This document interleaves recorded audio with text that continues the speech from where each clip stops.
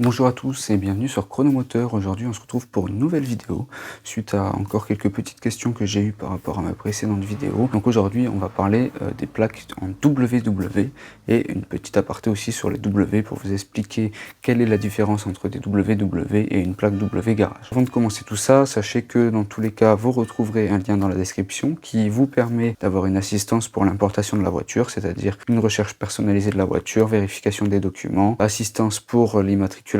Et d'ailleurs, si vous avez besoin d'une plaque en WW, si vous avez besoin d'un WW et un CPI, n'hésitez pas, vous aurez aussi le lien de mon site internet où vous pourrez directement acheter en ligne le WW et vous le recevrez directement par mail sous 24 heures. Voilà, et après vous aurez juste à faire les plaques. Donc commençons au sujet des WW. Qu'est-ce que c'est des WW? Souvent on entend parler des plaques WW mais on ne sait pas ce que ça veut dire, ni on les voit sur la route mais on ne sait pas ce que ça veut dire. Alors des WW, moi je vais prendre cette utilisation qui est l'utilisation la plus courante. Ce sont des plaques en attente de carte grise définitive. Par exemple quand vous importez votre voiture, je ferai aussi une aparté sur les WW et les imports de voitures juste un peu après. Mais quand vous importez une voiture, par exemple de l'étranger, je vais vous prendre l'Allemagne, vous avez vos plaques transition et il vous faut rapidement des plaques françaises pour rouler sur le sol français. Donc pour ce faire, en attendant d'avoir la carte grise définitive, parce que ce sont des démarches qui prennent un petit peu plus de temps, souvent entre 3 semaines et 2 mois. Pour ma part, partez plus souvent sur 2 mois que sur 3 semaines. 3 semaines, sous 2 mois, vous recevez vos plaques définitives, mais en attendant, vous n'avez pas de plaque, votre véhicule n'est pas immatriculé. Donc vous faites faire des plaques WW. C'est un certificat provisoire d'immatriculation. La durée d'un CPI est de 4 mois. C'est-à-dire que au-delà de ces 4 mois, si vous n'avez toujours pas votre carte grise définitive, vous ne pouvez plus rouler. Le WW ou le CPI ne peut pas être renouvelé. C'est-à-dire que vous ne pourrez pas renouveler un WW. Il me semble, je vais prendre des pincettes sur ce point, mais un WW, un CPI, vous ne pourrez jamais le renouveler. C'est par rapport au numéro du châssis du véhicule. C'est-à-dire, je prends l'exemple, une voiture est importée en France, elle a ses WW, elle est réexportée en Allemagne, vous voulez la réimporter encore une fois, vous ne pourrez pas avoir de WW. À prendre avec des pincettes, mais faites gaffe à ça, je crois que c'est très important. Bref, donc vous avez ces WW, donc c'est les premières lettres, W, W, et après vous avez le reste des lettres d'immatriculation et des numéros.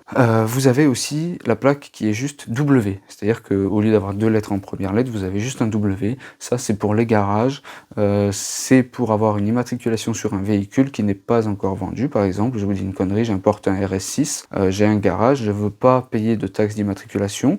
C'est le client qui va acheter la voiture qui va payer toutes ces taxes. Vous faites un W garage, vous pouvez rouler avec la voiture comme vous souhaitez, plus ou moins. Vous avez pas mal de règles à respecter. Et d'ailleurs, surtout être le propriétaire du garage. Mais grosso modo, avec un W, c'est pour les garages. Voilà. Et le WW, c'est souvent des voitures importées en attente d'immatriculation française. Je dis souvent parce qu'il y a d'autres cas dans le WW.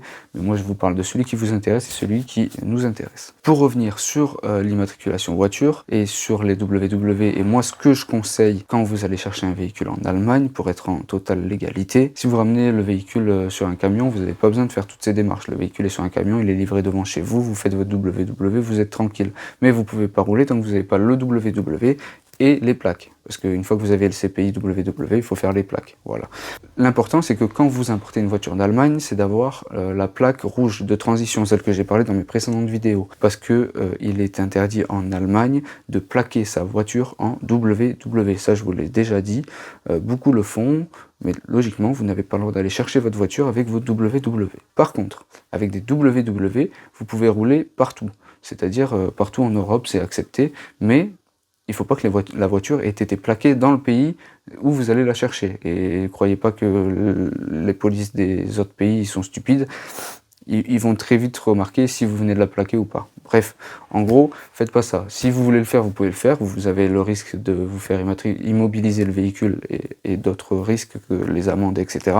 Moi, personnellement, j'ai jamais pris ce risque. Comme je vous avais dit, j'ai pas trop de chance. Donc, je préfère payer une plaque de transition. Certes, ça coûte un peu d'argent, mais au moins, je suis tranquille. J'ai une jolie plaque pendant 1 mois sur mon véhicule, rouge, en allemand. Donc, c'est cool. Et après, moi, je fais mon CPI. Dès que je reviens en France, sous 24 heures, vous l'avez et vous êtes tranquille. Pour faire un WW, il vous faut une liste assez exhaustive de documents. Je vais tous vous les citer. Vous verrez, il y en a pas mal.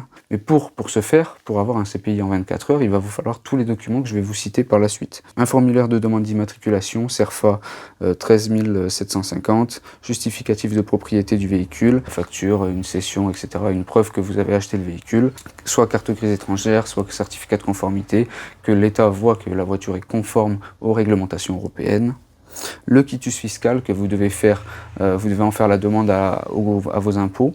Donc en gros, vous faites juste une petite demande à vos impôts. Bonjour, j'aurais besoin du quitus fiscal, vous regardez ce qu'il faut que vous donniez pour le quitus fiscal. Donc normalement, c'est vos informations personnelles et la facture de vente du véhicule. Ils veulent voir surtout la TVA apparaître, donc quoi la TVA a déjà été payée, bref, qu'il n'y a pas une magouille sur la TVA. C'est surtout pour ça que vous devez faire le quitus fiscal. Ça, c'est très important pour avoir le WW. Si vous n'avez pas le quitus fiscal, pas de WW.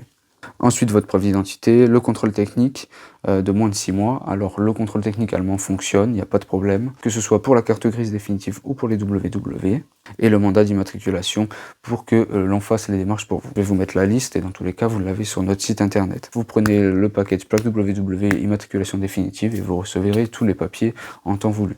Sachant que ça met un petit peu plus de temps, comme je vous l'ai dit, à avoir son immatriculation définitive.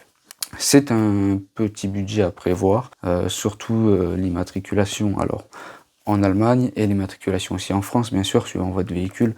Vous connaissez un peu le système, j'en avais fait une vidéo précédemment sur les malus et tout. Mais voilà, moi le prix que je vous afficherai, ce sera uniquement pour les démarches de vos cartes grises et autres. Ça ne comprend pas, bien sûr, tout ce qui va être malus au poids, taxes régionales, etc. et toutes les autres taxes qui s'ajoutent à une immatriculation en France. J'espère que la vidéo vous aura plu, que vous en aurez appris un petit peu plus sur les plaques WW. C'était assez rapide, c'était surtout une petite aparté pour vous présenter mon service et surtout vous expliquer comment faire. Parce que je vois qu'à chaque fois, ce qui vous fait peur dans les démarches, c'est l'immatriculation et trouver un partenaire sérieux pour faire ces démarches d'immatriculation. Merci à vous d'être toujours plus nombreux sur Chronomoteur. Je vous prépare une petite vidéo sympa qui va très bientôt sortir sur une moto Yamaha MBK très peu connue et avec un invité de renom. Voilà, écoutez, à très bientôt et merci d'avoir regardé cette vidéo et je vous souhaite une excellente fin de journée.